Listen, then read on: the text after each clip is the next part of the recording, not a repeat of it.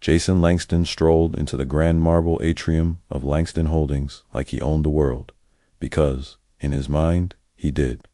At 24, he wore confidence like his tailored suits, sharp, clean, and exclusive. His mocha-toned skin glistened under the gold chandeliers, and his locks, tied neatly in a man bun, added flair to his already polished image. Raised in the opulence of Atlanta's wealthiest circles, Jason had never known struggle. Chauffeurs waited at his beck and call, and his worst complaint was that the caviar wasn't chilled enough. People whispered that Jason had the charm of his mother, the steel will of his father, and the arrogance of someone who had never been told no. His father, Richard Langston, a self-made billionaire who clawed his way from Southside Atlanta to the Forbes list, watched Jason's rise with mixed emotions. Proud, of course. But beneath that pride simmered a worry Richard couldn't shake. His only son was turning into everything he had fought against: arrogant, entitled, detached from reality. And soon, something would have to give. Richard Langston sat at the far end of the oak-paneled study, the fireplace crackling low as thunder rolled outside. His dark brown eyes watched Jason's social media feed light up the room posts, from yet another luxury club, another woman, another bottle. He had built Langston Holdings with sweat, late nights, and prayers whispered through struggle. Now, watching his only son flaunt privilege without purpose made his gut twist. He had raised Jason in mansions, but somehow lost him in the process. "You think your name opens every door," Richard muttered under his breath. He wanted to say more, to sit Jason down and tell him about growing up in Bankhead with nothing but dreams and roaches, but Richard had always been more action than words. Instead, he sighed and stared out the window, wondering if it was too later, if Jason needed to learn the way Richard did, the hard way. Downstairs, Jason laughed with his friends, oblivious to the storm that was about to come, not the one outside, but the one his father was preparing to unleash. Sometimes, love isn't soft. Sometimes, it's a lesson with scraped knees and bruised pride. It was a Friday night when it all went down. Deluxe Diner wasn't fancy, but it was local royalty Atlanta soul food with red booths, jazz in the background, and peach cobbler that made people weep. Jason didn't want to be there. He rolled his eyes at the thought of eating with regular folks. His gold chain caught the soft lighting as he swaggered in beside his father. Lena was on her third shift in 2 days, her curls pulled back, dark circles under her almond eyes. She smiled anyway. Grit held her together when sleep couldn't. When she approached their table, Jason didn't even look up. He tossed his menu at her like it was a napkin. "Get me the salmon," he said flatly, eyes glued to his phone. "And don't mess it up." Richard's jaw clenched. Lena nodded politely, but something in her chest sank. She wasn't new to disrespect, but this felt different, colder, like she didn't exist. Jason's watch glimmered as he texted, but it was his attitude that left the deepest mark that night. The glass slipped from Lena's hand so fast she barely registered it. Ice water cascaded over the table and directly onto Jason's custom diamond-crusted watch. Gasps rippled through the diner. Jason jumped up, his deep brown face contorted in rage. "Do you even know how much this watch costs?" he shouted, shaking his arm. "You clumsy Jason," Richard interrupted, voice low and firm. But Jason wasn't finished. "You should be bussing tables in the back, not touching people's food." Lena froze. Her throat tightened as the restaurant went silent. No one moved. Even the jazz stopped, like the music itself was ashamed.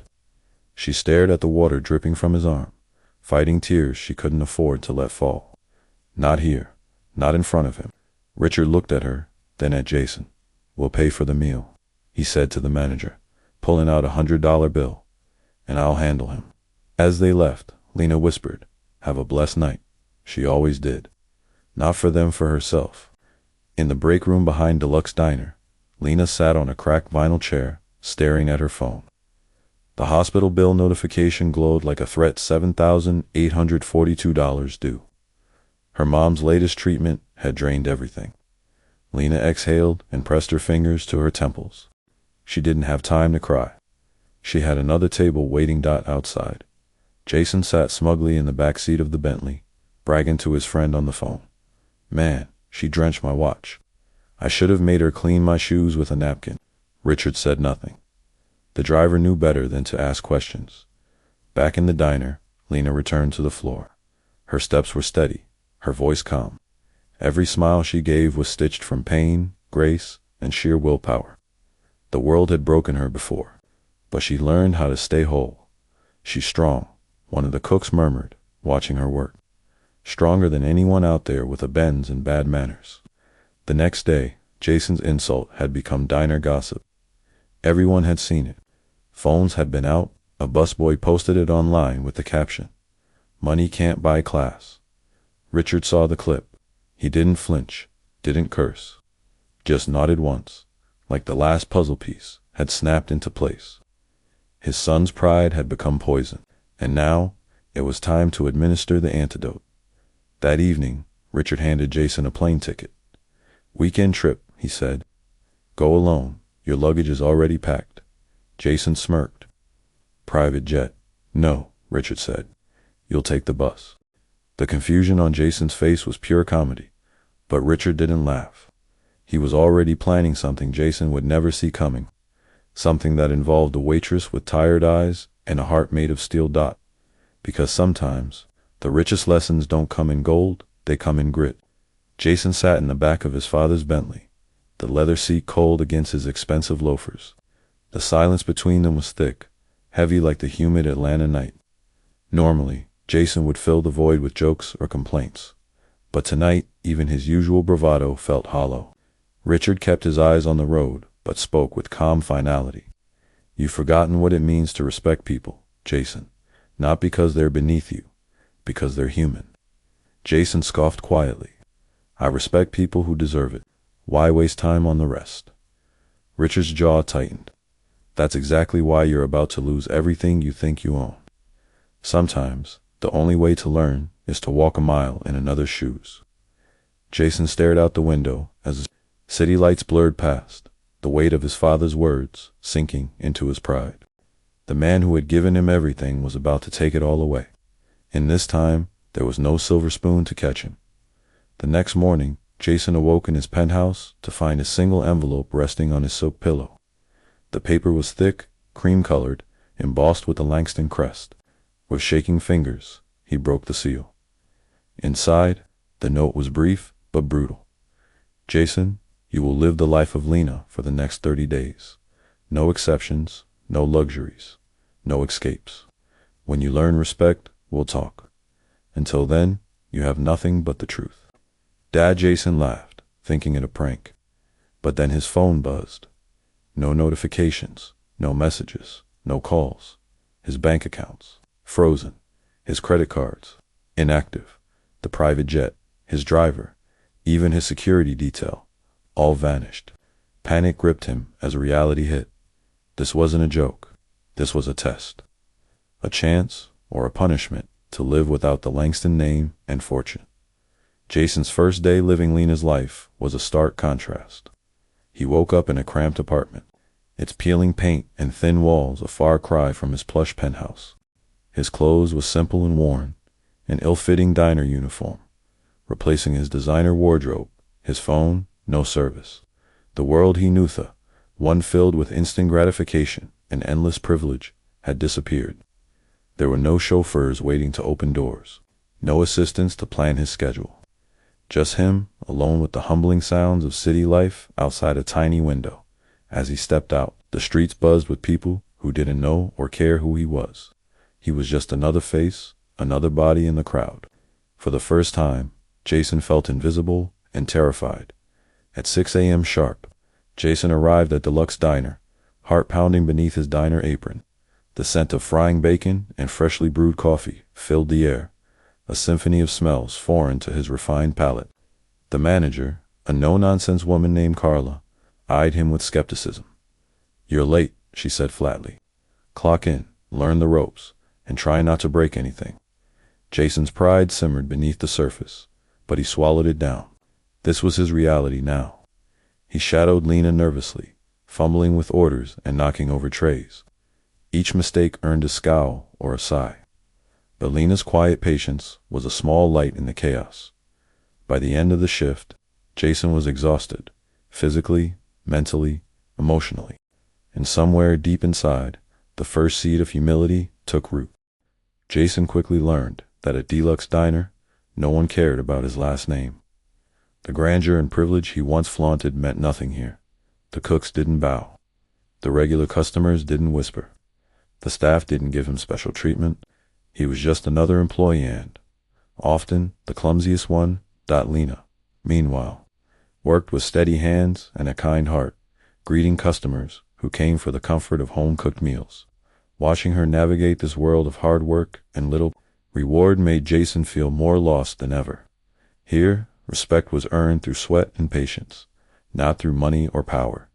Despite exhaustion, Lena always wore a tired but genuine smile. Jason began to notice the cracks beneath it, the quiet moments when she rubbed her temples or glanced toward her phone, hoping for a call that might ease her burdens. Her strength in the face of hardship humbled him. Every time she took an order or carried a heavy tray, Jason saw resilience personified. He started to understand that Lena's life wasn't just about work, it was about survival and love. For herself and her family, carrying a tray loaded with plates was heavier than Jason imagined. But even heavier was the invisible weight of the name tag pinned to his chest, Jason. It wasn't just a name. It was a symbol of everything he had lost. Every glance from customers reminded him he was a stranger here, an outsider learning to fit into a world he had mocked moments before. One evening, Jason's nerves got the best of him. Balancing a tray full of coffee cups, he slipped, sending hot liquid crashing onto a customer's lap. The diner fell silent, and Jason's face burned with shame. Lena rushed over with a napkin and a comforting word. But Jason's embarrassment cut deep. This moment crystallized his humiliation, but also marked the beginning of his growth. Mistakes were inevitable, but it was how he responded that mattered. After his first exhausting shift, Jason collapsed onto the thin mattress in his small apartment. The springs creaked under his weight, and the cold air bit at his skin. He thought of the plush bed he used to sleep in and the servants who once anticipated his every need. Now, all he had was silence and the gnawing realization that the life he took for granted was gone. As exhaustion pulled him under, Jason vowed silently to survive, to learn, and maybe to change. Late one evening, after a double shift, Jason noticed Lena slip away from the diner. He followed discreetly, curiosity getting the better of him. She crouched behind a dumpster, phone pressed tightly against her ear, voice trembling. "Mom, I'm doing everything I can," Lena whispered, fighting back tears. "I just need a little more time. Please don't give up on me." Jason's heart ached, hearing the vulnerability he'd never seen. This was the reality Lena carried every day, of the weight of family, illness, and unyielding hope. For the first time, he understood the invisible battles people fought outside his gilded bubble. The next day, Jason saw Lena smile through exhaustion, still greeting customers with warmth. But when she thought no one was watching, a single tear traced down her cheek. Jason wanted to approach, to say something meaningful, but the words stuck. Instead, he resolved to be a better Al, even if it was just by working harder, listening more, and respecting her world. Assigned to cleaning duty, Jason hesitated before stepping into the cramped, dingy bathroom behind the diner. The smell was harsh, the floor grimy. He scrubbed with more effort than grace, feeling the sting of humility with each sweep. Back in his former life, he would have ordered someone else to handle this. Now, every chore was a lesson, a stitch in the fabric of the respect he desperately needed to earn. Days blurred into nights. Jason's muscles ached, his feet blistered, but the work didn't stop. Each shift tested his patience and resolve. Lena's quiet strength inspired him, but the long hours and endless tasks made him question if he could endure. Yet surrender was not an option. To regain his life, he had to survive this one. One afternoon, a wealthy customer sneered at Jason, calling him boy with a venom that cut deeper than any spilled coffee. The diner fell into a tense hush. Jason's pride flared, ready to fight back, but Lena's steady hand on his arm stopped him. "Keep your head," she whispered. "Sometimes survival means rising above the insult." Jason swallowed the bitterness, learning that strength often came wrapped in patience, not pride. One chilly morning before the diner opened, Jason noticed a group of homeless men huddled near the corner. Without thinking, he gathered leftover food and coffee and quietly handed it to them, avoiding their surprised looks. The simple act stirred something inside him, a shift from entitlement to empathy.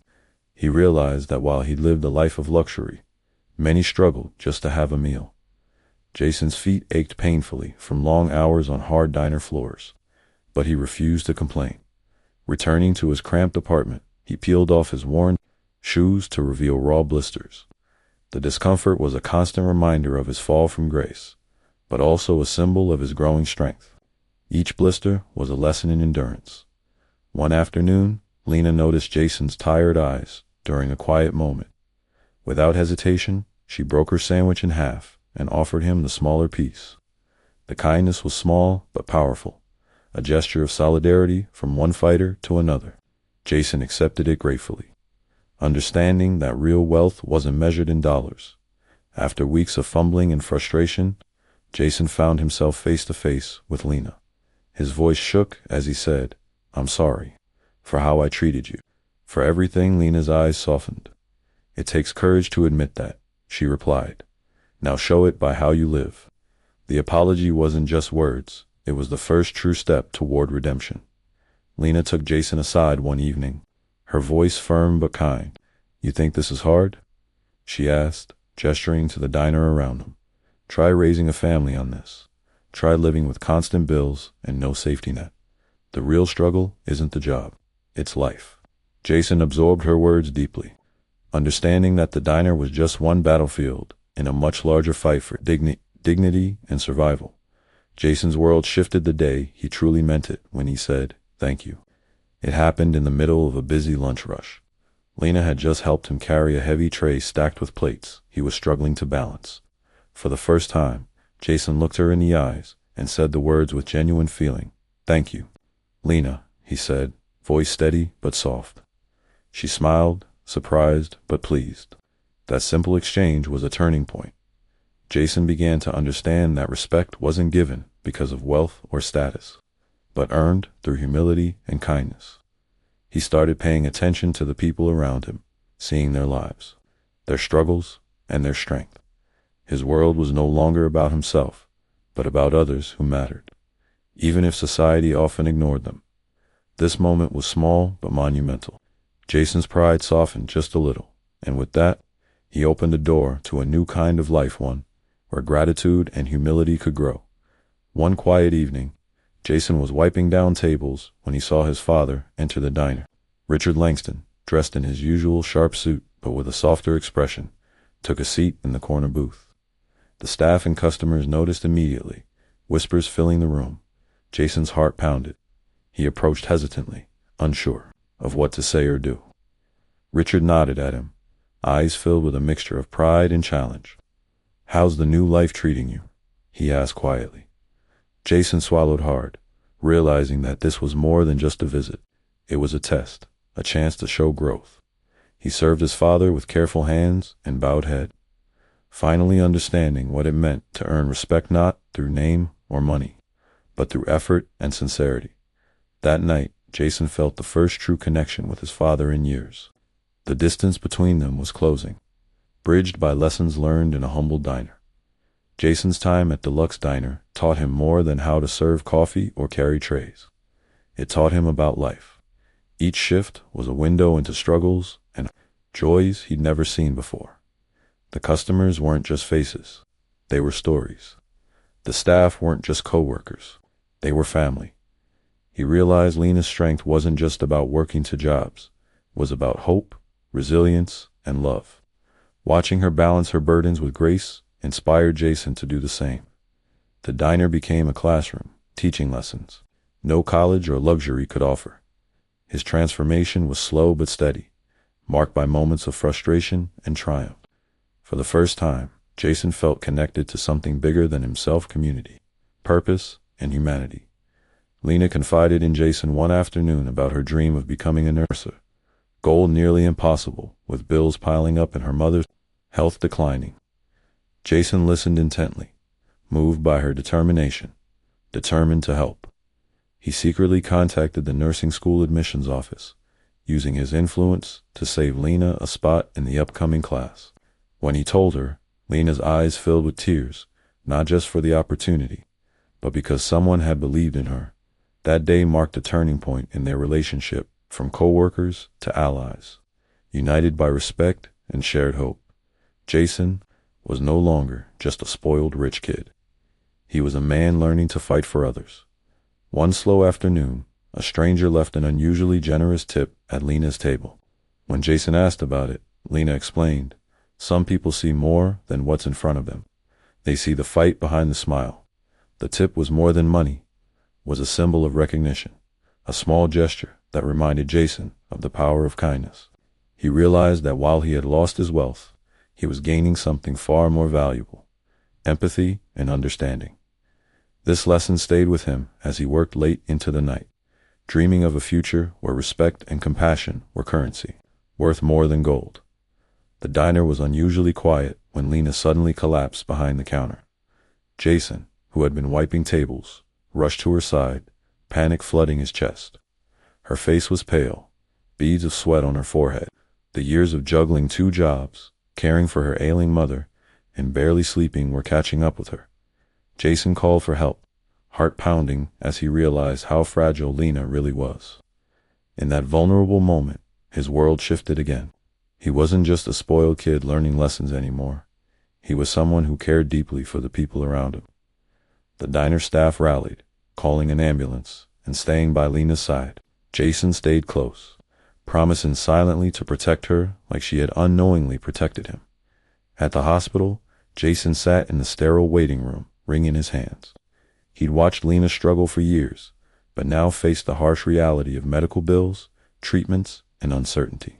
Without the Langston fortune at his disposal, Jason realized how difficult it was to navigate a healthcare system that was unforgiving to those without money.